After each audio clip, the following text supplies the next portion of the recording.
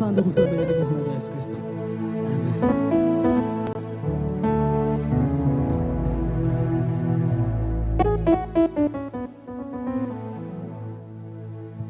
Dushimira urukundo rwawe rukomeye Kristo mwana. Urakomeye urahambaye Kristo. Amagambo yacu niyo basha kugusobanura bikwiriye Kristo. Ureza amagambo yacu urenze ko tubivuga, urenze ko tubitekereza Kristo. Urenze ko abantu baguhanuye, urenze ko abanditsi bakwanditse. Mu izina ryawe Yesu akomeye Mana. Turi hano tugwicubahiro Kristo Yesu. Turi hano tuvuga imirimo yawe n'intoki zawe bikomeye Kristo mwana. Icubahiro ni icyawe iteka ryose. Rero jya bikunze Kristo Yesu mwana. Twagira amagambo akomeye menshi ahambaye kukuvugaho Kristo. Ariko iminwa yacu ni mito cyane nishoboye kukuvugaho mwami Mana yacu. Ariko icyo dushoboye no kuguheza icubahiro Kristo. Icubahiro ni icyawe iteka ryose. Amen. Bwana asifiwe. Turashima inshuti n'abavandimwe bari hano. Imana ibamushimisha cyane, twishimiye kubana nawe. Turashimira abayobozi ba Dunayi, Imana ibamushimisha cyane. Sinashobora sinumuririmbyi sinashobora cyane, ariko tubana nawe mu bintu byinshi. Imana ibamushimisha cyane. Ndashimira Perezida Kadogo wampaye umwanya. Imana ibamugisha. Turashimira Bodi, Imana ibamushimisha cyane. Turashimira avuga ubutumwa bemeye kwitaba umurimo w'Imana ngo tubone ijambo ry'Imana. Turabashimiye kandi twiteze kwakira ijambo ry'Imana ribavamo. Turashimira abo twazanye M7 n'abandi bose twazanye, nambonera Imana ibamushimisha cyane muri abantu b'Imana. Dusome ijambo ry'Imana Itangiriro 12 ku murongo wa mbere. Ibyahishwe byo mwabisomye ndagira ngo mwabyumvishije, ariko dusoma ngaha Itangiriro 12 ku murongo wa mbere. Uwiteka ategeka Abrahamu ati, va mu gihugu cyanyu usige umuryango wanyu n'inzu ya so, uje mu gihugu nzakwereka. Amen. Uwiteka ategeka Abrahamu ati, va mu gihugu cyanyu usige umuryango n'inzu ya so, uje mu gihugu nzakwereka. Amen. Bwana asifiwe sana. Uyu munsi natekereje twari ku ijambo rivuga ngo imbaraga z'amahitamo. Twasomye ijambo muzahishuwe ko abizima n'abamarayika bahora bahimbaza Imana, ariko biravuga ngo ngibyo mukora byose mu bikorwa byo guhimbaza Imana. Tuvuga ni ijambo rivuga ngo imbaraga z'amahitamo. Imbaraga z'amahitamo. Amahitamo ni ikintu gikomeye cyane. Amahitamo ni ubuzima bwa buri munsi. Iyo tuzutse, iyo turyamye, tubayeho mu buzima bw'amahitamo. Haleluya. Imana icubahiro ukundwe kurangiza, ariko munyeke ko turi kumwe. Ni ijambo ry'amahitamo. Amahitamo ni ikintu gikomeye cyane mu buzima, kuko kwa muri ahangaha nuko mwabihisemo, n'amasaha utahira ni wowe yahitamo, n'imyenda wambaye ni wowe wayihisemo. Bishaka kuvuga ngo dufite freedom yo guhitamo. Dufite uburenganzira bwo guhitamo. Tubaye ubuzima bwo guhitamo. Iri jambo nariganirije abandi ejo bundi, ariko niryo rikiri mu mutima, niryo turi buganire. Amahitamo ni ikintu gikomeye mu buzima bw'umuntu wese. Bwana asifiwe sana. Kuba murangana n'amahitamo, kuba muri wave n'amahitamo. Cyangwa ngo amahitamo nibwo buzima bw'umuntu. Ubuzima bw'umuntu bugizwe n'amahitamo. Siko se abakomeye byavuyemo mu mahitamo bahisemo barakomera. Aboroheje biri mu mahitamo bahisemo barakomera. Bwana asifiwe sana. Umuntu wese abayeho ubuzima bw'amahitamo. Amahitamo ni ikintu ugomba guhitamo, wabishaka wabikunda. Ni wowe yajya hanze, ni wowe yajya inyuma, ugomba kubibamo. Bwana asifiwe. Kandi amahitamo uhitamo buri munsi niyo agena ubuzima bwawe bw'ejo hazaza. Amahitamo yawe uhitamo uyu munsi niyo azagena ubuzima uzabe ejo. Amahitamo yawe wahisemo muri fitiri, siko se? Muri presa sorry, niyo azagena uzabe ejo. Amahitamo wahisemo muri pase ejo hashize niyo yagenye uri uyu munsi. Bwana asifiwe. Ubuzima ubaye mu uyu munsi bwavuyemo mahitamo wahisemo kera. N'ubuzima uzabamo uzava mu mahitamo uhitamo uyu munsi. Bishaka kuvuga ngo ntabwo uzaba mu byo utahisemo. N'ijambo ry'Imana riravuga ngo ibyo ubiba nibyo uzasarura. Bishaka kuvuga ngo ubuzima bwacu bwa buri munsi bukubiye mu mahitamo duhitamo ya buri munsi. Iyo umuntu ahisemo neza aba umuntu ukomeye. Iyo umuntu ahisemo nabi aba umuntu ukomeye cyane, cyaka umuntu woroheje. Nuhitamo neza uzaba umuntu mwiza. nuhitamo nabi uzaba umuntu mubi. Bishaka kuvuga ngo icyo ushaka kuba mu cyose kiri ubuzima bw'amahitamo yawe. Kandi ikintu gitangaje cya mbere, Imana ntabwo ijya yivanga mu mahitamo y'abantu. Bwana asifiwe. Imana ntijya yivanga mu mahitamo y'abantu. Siko Imana imaze kurema umuntu yise Adamu na Eva mu ngobyi, siko irababwira ngo haleluya, dore hari ibiti bibiri, hari ibiti bibiri, ikindi giti kimwe, ikindi giti. Iki giti nimukirya muzakomeza kubaho, iki giti nimukirya no gupfa muzapfa. Imana ibashiraho amahitamo abiri, amahitamo yo kubaho iteka ryose n'amahitamo yo gupfa. Bishaka kuvuga ngo amahitamo yo kubaho kwabo, amahitamo y'ubuzima bwabo yarari mu mahitamo bazahitamo. Siko ubuzima bwa Adamu na Eva nibo bari bafite mu biganza byabo. Iyo bashaka kubaho bari kurya iki giti, iyo bashaka gupfa bari kurya iki giti. Bishaka kuvuga ngo ubuzima bwabo bwose bwari bukuye mu mahitamo bazahitamo. Bwana asifiwe. Ubuzima babayemo bwavuye mu mahitamo bahise bahabiri. Imana yakoze ikintu gikomeye. Imana ntabwo ijya iduhitiramo, ahubwo ijya itubwira amahitamo meza twahitamo. Yamarika tureka. Haleluya. Imana irababwira ngo aya mahitamo niyo mahitamo meza mbabwiye kuza muhitamo. Ariko Imana yabahitiramo. Turi kumwe? Imana irababwira ngo igiti nimukirya no kubaho muzabaho, iki giti nimukirya no gupfa muzapfa. Ariko Imana irababwira ngo iki giti nicyo mbarindishije kuzamurya, igiti mucemerewe. Imana irabareka. Bishaka kuvuga ngo ubuzima bwo kubaho bwose bwabo bwari mu mahitamo yabo. Turi kumwe? Ubuzima bwabo bwo kubaho bwari mu mahitamo yabo. Bishaka kuvuga ngo ubuzima babayemo bwaturutse mu mahitamo bahise bahangaha. Siko ubuzima tubayemo uyu munsi bwavuye mu mahitamo bahisemo aba bantu babiri.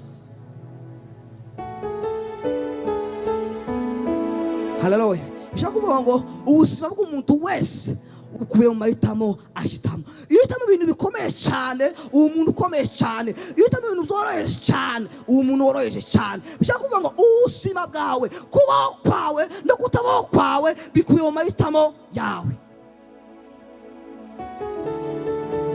Haleluya.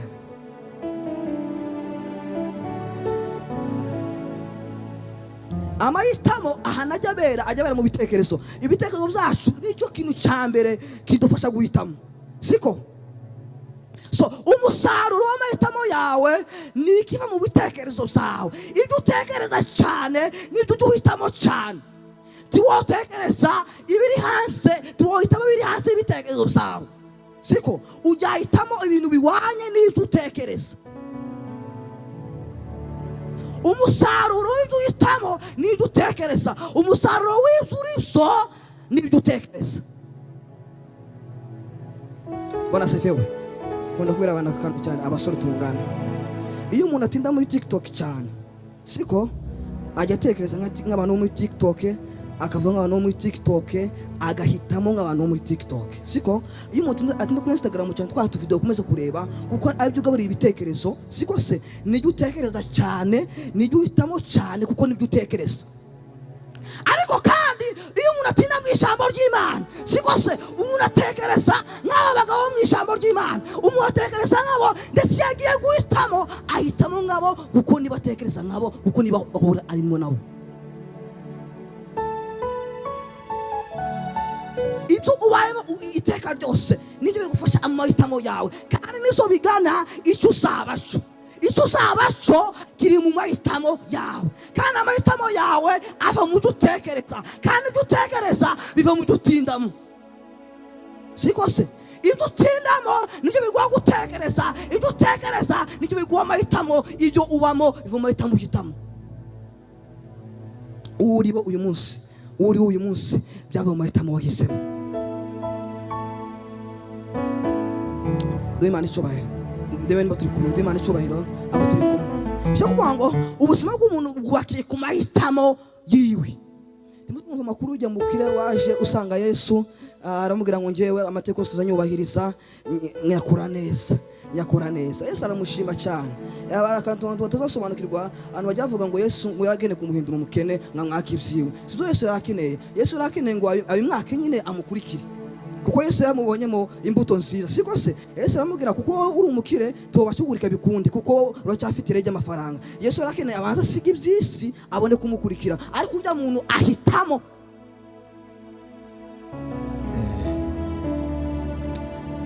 narimo tegura ku bintu nka bitanu twokigira kuri Elisa umugaragu wa Eliya. Siko se mu kintu cyambere twomwigiraho amahitamo meza. Barasebe sana mu bintu bikomeye Elisa yakoze bituma tumuvuga, bituma tumubwirizaho na amahitamo yahisemo.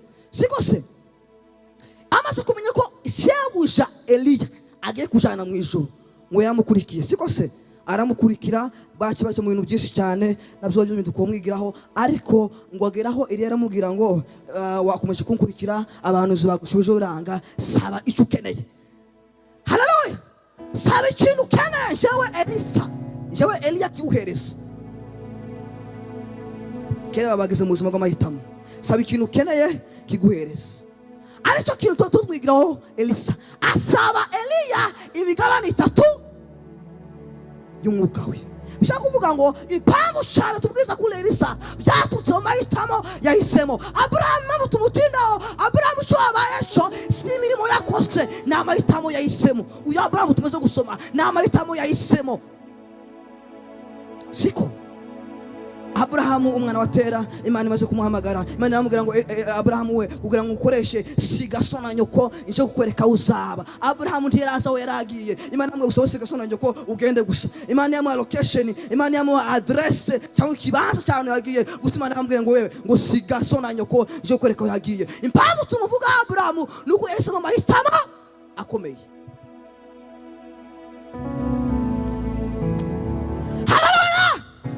Impamvu Abrahamu akomeye cyane byatutse amahitamo yahisemo. Iyo dasiga se na nyina uyu munsi titoto tumuvuga Abrahamu, titoto tumuvuga. Ariko impamvu tumuvuga nuko yumva Imana asigase na nyina aje kwereka aje kutura Imana yamweretse. Niyo mpamvu Abrahamu arise kuza amahanga nuko yahisemo neza. Ta muntu ukomeye ku isi ahabwa akomeye amahitamo abantu bahitamo. Ta muntu ukomeye ku isi abantu bose baroroheje aho byatuse amahitamo akomeye bahisemo. Aba president takini tibakomeye kundi akomeye amahitamo yabo bahisemo yo kugenda bakiga bakaba ba president na amahitamo bahisemo. Wowe woroheje wowe ukomeye takindi na amahitamo wahisemo. Icyo usabasho mu minsi iri imbere na amahitamo muri murahitamo uyu munsi. Ta muntu ukomeye ku isi nta muntu woroheje ku isi ahubwo akomeye amahitamo akaba ari kandi anorosha umuntu. Haleluya. Imana ihabwa icyubahiro cyane. Yesu yamacyana tumugana arabwira ngo ngimbere yanyu y'amarembo 2. Siko se ngo irembo rigari n'irembo rifunganye. Ngirembo rigari n'irembo rinini cyane ryemerera umuntu wese gukora icyo ashaka ntawe umubyize ntawe umugwanyije. Ngareka iryo rembo amaso yaho ni mabi cyane. Siko se ahanga ari irembo n'irembo rigari cyane umuntu wese akora icyo ashaka. Ariko amahitamo yawe ngo amaso yaho ni mabi cyane. Ngaha naho ngo ari irembo rifunganye n'irembo ritemerera umuntu gukora icyo ashaka kuvuga icyo ashaka gutegereza icyo ashaka. Ngariko ngo ni ribi cyane ngarika amaso yayo ni meza cyane. Yesu arabwira ngo umuntu wese niyitiremo amarembo acamo. Haleluya. Irembo ryiza irembo rya mbere riraryohera kuritangira kuko rigwa freedom yo gukora ibyo ushaka. Ngarika amaso yayo ngo ni mabi cyane. Iyi nacyo kandi aricyo tutuyemo n'irembo rigoye tukora icyo ushaka tuvuga icyo ushaka. Amaso yayo ni meza cyane. Yesu arabwira ngo umuntu wese nahitemo irembo azacamo. Haleluya. Haleluya. Bishaka kuvuga ngo amahitamo yacu ni yatugira abantu bakomeye. Amahitamo yacu ni yatugira abantu boroheje, ni yatugira abantu bakomeye cyaboroheje. Abisirayeli muri Egiputa bari mu butayu inzoka zarabariye siko se maze Imana ibwira Mose aramubwira ngo Mose we ugende mwica inzoka muyimanike ku giti abayirebaho bose barakira siko se mwica inzoka muyimanike ku giti abayirebaho bose barakira abayirebye barakize abatayirebye barapfuye byavuye mu iki mahitamo yabo bisigura Kristo Yesu yarabambwe aje ku musaraba abamwizera bose bazabona ubugingo batazamwizera ubugingo bazabona ariko namahitamo yawe bana sifiwe kwizera Yesu no kutamwizera namahitamo yawe siku gahato siku ariko namahitamo yawe guhitamo Yesu namahitamo yawe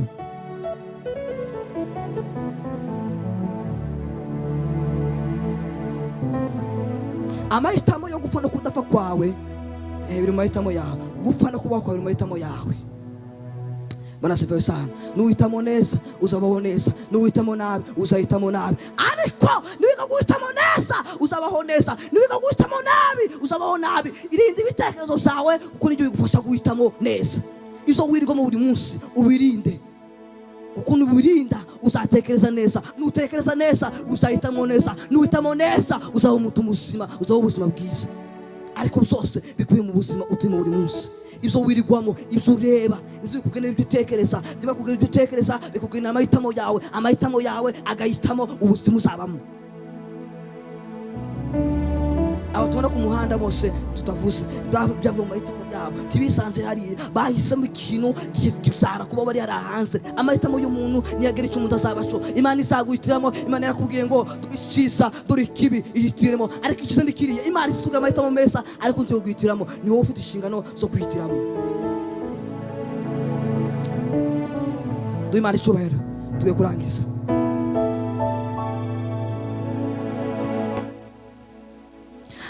wacamo ukabona ubugingo hariho n'inzira wacamo ukarimbuka niba ukera kubona ubugingo cyamuri inzira Kristo Yesu inzira Yesu niwe nzira ni nawe kuri ni nawe ubugingo abamucamo bose bazabona ubugingo abatamucamo bose nta bugingo bazabona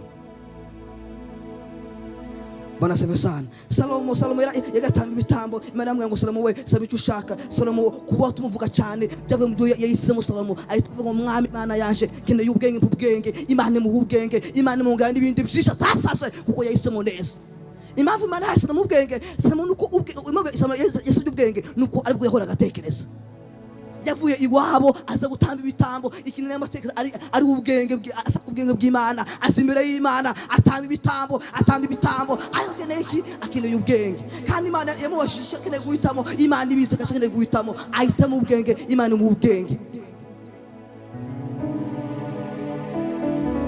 haleluya amahitamo yawe ya buri munsi niyagena icyo uzabaco wowe n'icyo nizabaco biri mu mahitamo yawe wiga guhitamo neza mu buzima bwawe bwa buri munsi nuhitamo neza uzaba umuntu ukomeye nuhitamo nabi uzaba umuntu woroheje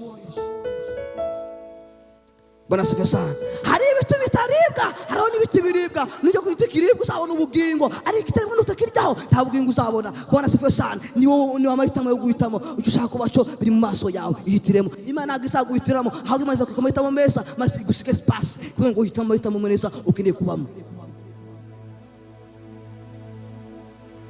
igihe cya Nowa mwese murabizi igihe cya Nowa Imana abwiye Nowa abantu bakoze ibyaha byinshi ubaka inkuge siko se turi kumwe tugiye kurangiza Imana abwiye ngo Nowa ubaka inkuge abantu bose bayihungiremo abazayinjiramo bose bazakira ariko batazayinjiramo bose ntibazakira Nowa arayubaka kandi igitangaje gikomeye cyane nimubwire ngo Nowa yubase wenyine abantu bacaga bakamuhereza ibuye bagacaho bakamufasha gutera igiti ariko bakamufasha ariko badakeneye kwinjira mu nkuge Nowa arayubaka Nowa arayirangiza abantu banga kwinjira Nowa yinjira abona ubugingo abandi bose barapfa bivuye mu mahitamo bahisemo azo bigiranye n'agakiza ka Kristo wawe agakiza abantu bana mu rusengero dusenga n'iteka ryose badufasha kubaka inkuge ariko badakeneye kuyijamo agakiza turi mu rusengero turasengana tukaririmba bakadufasha kubaka inkuge bakadufasha ariko imitima yawo iri kure y'Imana badakeneye kuyishira mu nkuge baririmba agakiza ariko ntako bizeye baba mu rusengero ariko ntako bizeye niko gahinda gateye ubwoba ubu nyine ku isi urebye abakristo nibo benshi cyane ni biliyoni hafi 3 hafi 4 ariko urebye ibyaha byinshi bikugwa n'abandi naho nyine babaye mu rusengero kandi ababaye mu rusengero babaye abakristo nyakuri bahindura isi yose ko abakristo nyakuri ariko impamvu idahinduka nuko anako bari mu rusengero dukora ibisa nk'izo bakora, ntago bose dusanga dukora ibintu bidesema. Haleluya. Ariko dukora ibintu bitandukanye, baraza batwibishire mu bwami bw'Imana. Abagabo 12 kuko bahisemo neza, bavuze ubutumwa bwiza bukirisi yose, nako butugeraho kubera ko bagize gute, bahisemo neza, bavuga ubutumwa bwiza bw'Imana, nako katugeraho. Ariko urengo biliyoni 3 uzane guhindura isi. Kandi umurimo w'itorero si ukuririmba, umurimo w'itorero si ugusenga, umurimo w'itorero si ibingibi. Umurimo w'itorero ni ukuvuga ubutumwa bwiza bwa Kristo Yesu. Duhimare cyubahiro. Umurimo w'itorero si ikindi, ngiye kurangiza. Umurimo w'itorero si ikindi, ni ukuvuga ubutumwa bwiza. Matayo 8:19 Yesu arababwira ngo nimugende muvuga ubutumwa bwiza abizera bose, mubagere kuba bigishwa banjye. Niwo murimo twasigiye wonyine, ni ukugira abantu ubutumwa bwiza bakamenya Imana, bakizera Imana. Ese nego tuvuga ngo gukunda abantu ariko tubabwira amakuru meza y'umenya Kristo Yesu. Nego tuvuga ngo ukunda inshuti yawe itazi Imana, utarayibwiye Imana, nawe ikunda ahubwo urayanga. Kandi uyanga tukunda n'Imana, tunasi n'Imana, abasi Imana, bavuga Imana, bahamya Imana. Bwana asifiwe sana. Nta muntu uhuye n'agakiza ka Kristo Yesu abura imbaraga zo kugahamya. Iyo umuntu yahuye n'agakiza ka Kristo Yesu neza, azakabwira abatakazi ngo wambure umusamariyakazi ngo yagiye kuvoma amazi. Bwana asifiwe sana. Ngahura na Yesu, ahura n'agakiza, azamuka umudugudu, arahabwira ngo muzabaye nawe uhuye n'agakiza ka Kristo Yesu. Iyo umuntu yabonye agakiza ka Kristo Yesu ntashobora kwimanganya, agatikina ngakabwira n'abandi batakazi. Ariko byose biri mu mahitamo yawe. Yesu yababwiye ngo nimugende muje kuvuga ubutumwa bwiza. Ntabwo yafuse gusa, yababwiye ngo nimugende. Niyo umurimo w'itorero. Twebwe umurimo w'itorero si ugusenga gusa, si ukubaha ku cyumweru gusa. Birabaza cyane abakristo ko turirimba tukishima cyane, ariko abandi batazi Imana, nta makuru y'Imana bazi. Hari abantu batazi Imana, hari umuntu bazi Imana akubwira ngo Imana ni iki, Yesu ni iki, ariko ni umurimo wacu kubabwira ubutumwa bwiza. Biravuga ngo ubutumwa bwiza ngo tubikoze isoni, ngo ni imbaraga y'Imana. Yesu uwizera wese kugira gute gukizwa.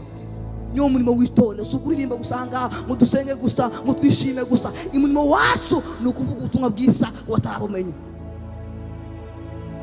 Umurimo w'itorero ni ukuvuga ubutumwa bwiza, ni ukuvuga tukora kure, tukavuga Imana, tukigisha abantu kumenya Imana, bakitondera amategeko y'Imana yose. Aho ukorera sikubwiye ngo uve mu gihugu, aho ukorera hari abantu batazi Imana, aho wigira hari abantu batazi Imana. Izo ni inshingano zawe. Bibiliya ivuga ngo turi ambassador of Christ, turi tumwa mu cyimo cya Kristo, bishaka kuvuga ngo turi icyo Kristo yakagombye kuba ari cyo hano ku isi. Bishaka kuvuga ngo jewe icyo Kristo yakagombye kuba ari cyo hano ku isi. Bishaka kuvuga ngo ndamuserukira, icyo Kristo yakagombye kuba akora ninzi ugomba kukikora. Niki no kuvuga ubutumwa bwiza. Lakini Yesu yakoraga kuvuga ubutumwa bwiza. Bibiliya ivuga ngo umugere wa mutima Duhimare cyubahiro. Haleluya. Umugere wa mutima wari muri Kristo Yesu, uwo mutima wararagusenga mu gitondo ukaja kuvuga ubutumwa bwiza.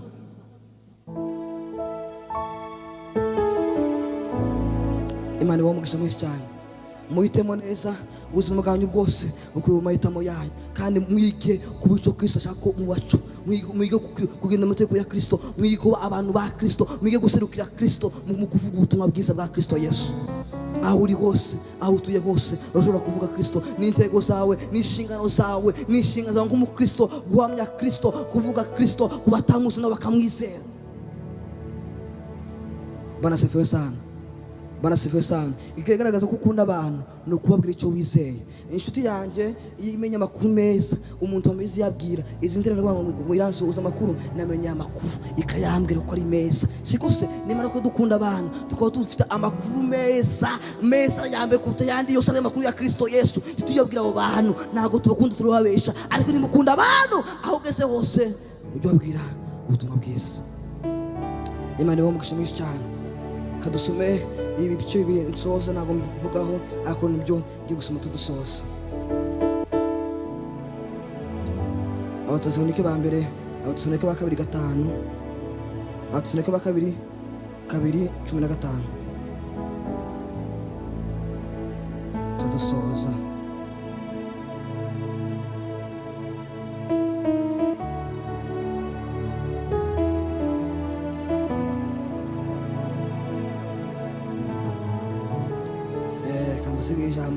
nuko rero bene data muhagarare mushikamye mukomeze inyigisho mwigishijwe, naho zaba arizo mwigishijwe n'amagambo yacu cyangwa n'urwandiko rwacu. Amen.